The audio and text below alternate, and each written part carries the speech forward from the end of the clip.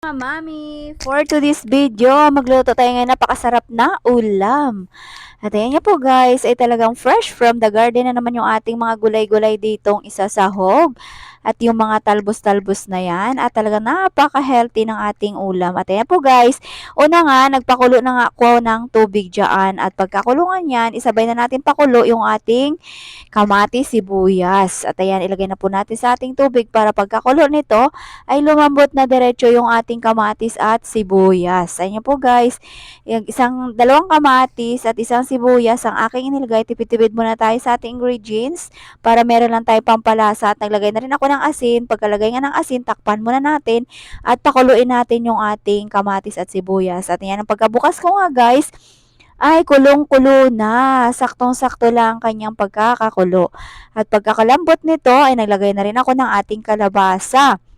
Lagkitan yung ating kalabasa. Nakita nyo naman, napakaganda ng ating kalabasa.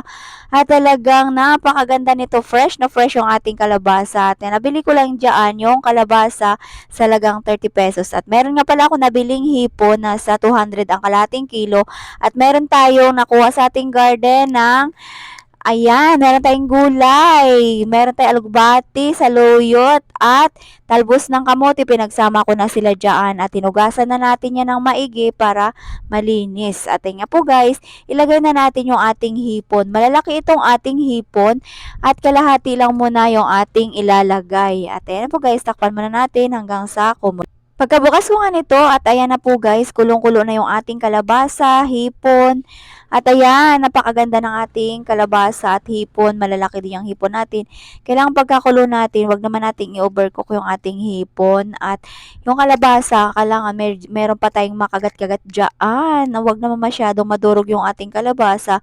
Kailangan half cook lang yung ating gulay. Yung kaya lang nating kainin. At ayan na po guys, kulong-kulo na yung ating hipon at kalabasa. Talagang napakasarap nito ng kanyang sabaw. Manamis-namis dahil sariwa yung ating gulay at sariwa din yung ating hipon. At ayan, pakuluin lang po muna natin dyan. At pagka lumambot na ito, ay ilalagay na po natin dyan yung ating mga talbos. At ayan, ilagay na po natin yung ating mga talbos. Pinagsama-sama ko na nga. Meron yaan, ayan, ilagay na po natin, alugbati, saluyot, talbos ng kamote. Pinagsama ko na sila. Parang isang kulo na lang ay sabay-sabay nang lumambot. At ayan po guys, imekos-mekos nyo lang yan para po mailalim yung ating talbos. At talagang napakasarap nito mga mamshi, napaka-healthy nito sa ating katawan. At talagang nakakabata ito dahil ang gulay ay pampahaba ng ating buhay.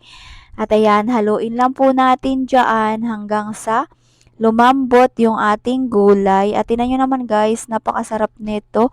At sariwang-sariwa yung ating gulay. Talagang napakasarap pagka meron tayong tanim, mamimitas na lang tayo pag tayo ay kailangan natin ng pansahog. O takpan muna natin yan, pakuluin natin ng ilang minuto. At ayan na po guys, lumambot na siya at nilagay na natin yung malunggay. Yung malunggay, pinaibabaw ko lang yan at pinatay ko na agad yung apoy para hindi siya ma-overcook yung ating malunggay. Dahil maluluto lang din naman yan sa init ng sabaw. At ayan, halu-haluin nyo lang siya para pumailalim yung ating malunggay. At talagang lutong-luto na yan, ready to eat na. Tara, kain na tayo, bye-bye!